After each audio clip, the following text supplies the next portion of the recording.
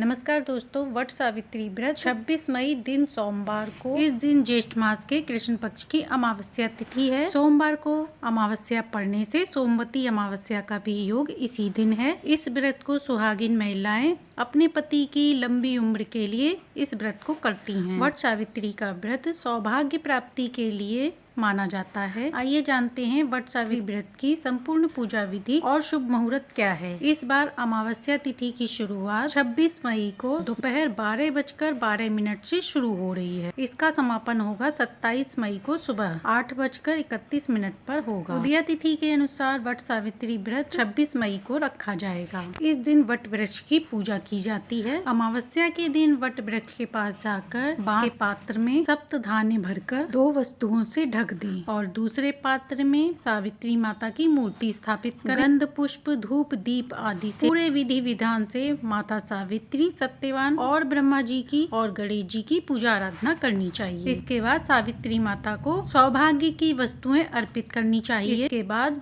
What के वृक्ष में सूत लपेटकर 7 परिक्रमा करनी चाहिए। इसके बाद सावित्री माता को अर्घ्य प्रदान करें। इसके बाद वट वृक्ष से प्रार्थना करनी चाहिए। इस दिन यम देवता के नाम से भी पूजा करनी चाहिए। पूरे विधि विधान से पूजा करने से सुख सौभाग्य में वृद्धि होती है। पूजा पूर्ण होने के बाद कथा कहानी भी अवश्य सुननी चाहिए। शास्त्रों के अनुसार सावित्री व्रत को सभी श्रेष्ठ तिथियों में श्रेष्ठ माना गया है, क्योंकि इस दिन जगत के नारायण और लक्ष्मी जी की पूजा आराधना करने से व्यक्ति को सभी सुखों की प्राप्ति होती है। साथ ही रोग, दोष, दरिद्रता से छुट्टी मिलती है। वट सावित्री व्रत के दिन कुछ विशेष उपाय भी जरूर करने चाहिए। वट सावित्री व्रत में अंगूर जरूर चढ़ाएं, जो माता सावित्री को अत्यंत प्रिय है, और विष्णु जी को 5 प्रकार के फल अवश्य चढ़ाएं, जिसमें केला, आम, नारियल आदि फल हो। इसी के साथ अगर 5 फल न चढ़ा पाए तो मिश्री और किशमिश भी चढ़ा सकते हैं। इस पूजा में कभी भी नाशपाती नहीं चढ़ानी चाहिए। इसे चढ़ाने से धन का नाश होता है। वट सावित्री व्रत के दिन अंगूर का सेवन अवश्य करना चाहिए और पूजा में भी चढ़ाना चाहिए, जिससे माता अत्यंत प्रसन्न होती है और मनुष्य के सभी संकटों को हरकर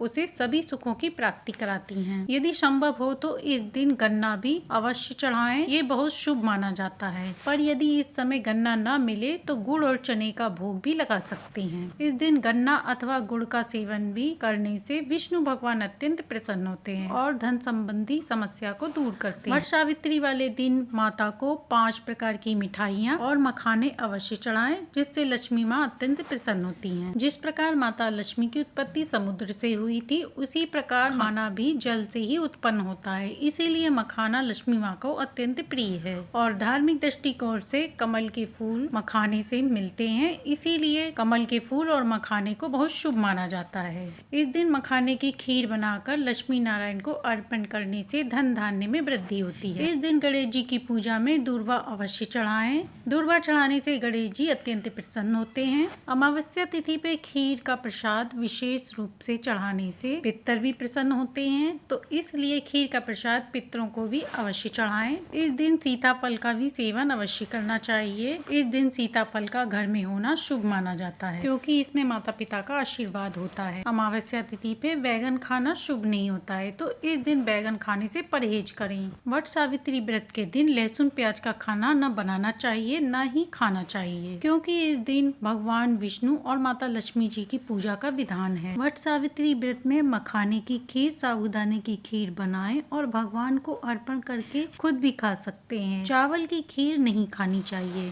इस दिन लहसुन प्याज का सेवन करने से राहु और केतु का प्रभाव बढ़ जाता है, जिससे लक्ष्मी नारायण घर से चले जाते हैं। इसलिए इस दिन लहसुन प्याज का सेवन नहीं करना चाहिए। इस दिन व्रत में पीले रंग के वस्त्र धारण करें, क्योंकि पीला पीताम्बर रूप सोने के समान माना गया है, जो हर पूजा में शुभ होता है। इस दिन सौभाग्य की वस्तुएं भी दान करना विशेष फलदायी माना गया है। इससे पति की लंबी आयु होती है। सुहाग की वस्तुएं बांस के पात्र में रखकर दान करें। सोमवती अमावस्या के दिन फेरी कैसे लगाएं, पूजा कैसे करें, अब जानते हैं सोमवती अमावस्या के बारे में। 26 मई को सोमवती अमावस्या है, जो 12:12 पर अमावस्या तिथि शुरू होगी। यह व्रत भी पति की लंबी आयु के लिए, परिवार की कुशलता के लिए और बच्चों पर संकट को दूर करने के लिए रखा जाता है। अमावस्या वो तिथि है जब चांद आकाश में दिखाई नहीं देता और जब अमावस्या सोमवार के दिन पड़ती है तो उसे सोमवती अमावस्या कहते हैं। पुराणों में बताया गया है कि इस दिन पितृलोक पृथ्वी पर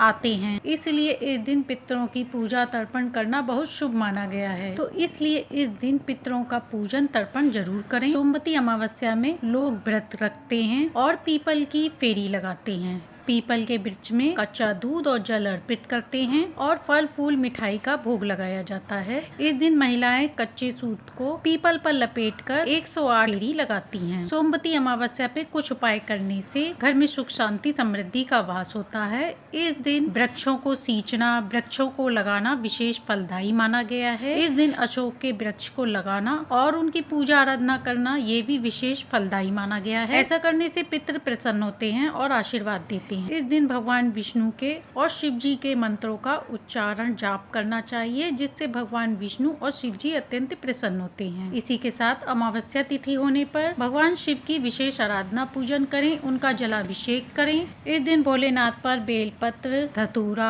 दही अर्पण करने से पितृदोष निवारण होता है। अमावस्या के दिन आटे की गोलियां बनाकर मछलियों को खिलाने से शनि प्रभाव कम होता है। इस दिन घर में साफ सफाई का भी विशेष ध्यान रखना चाहिए। पूरे घर में साफ सफाई करें, घर को स्वच्छ रखें, दहलीज पूजन करें, पीपल पूजन करें, साथ ही लक्ष्मी जी की भी आराधना करें और तुलसी पूजन भी अवश्य करें। तुलसी पूजन करने से विष्णु भगवान की अत्यंत कृपा प्राप्त होती है। तो ये थी सोमवती अमावस्या, वट अमावस्या। इस बार सोमवती अमावस्या 12 बजे के बाद लग रही है, इसीलिए इस बार 12 बजे के बाद फेरी नहीं लगाई जाती है। सोमवती अमावस्या की पूजा सुबह ही की जाती है, तो फेरी ना लगाएं, बाकी सब कर सकते हैं। 12 बजे के बाद पीपल की पूजा नहीं करनी चाहिए और यदि सुबह के समय लगाएंगे तो चतुर्दशी तिथि रहेगी, इसीलिए ये मान्य नहीं रहेगी। इसकी जगह आप तुलसा जी की पूजा कर सकते हैं और फिर भी अगर फेरी लगाना चाहते हैं तो लगा लें, ये आप देख सकते हैं। दोनों व्रतों की एक साथ जानकारी अच्छी लगी हो तो लाइक एंड सब्सक्राइब करें।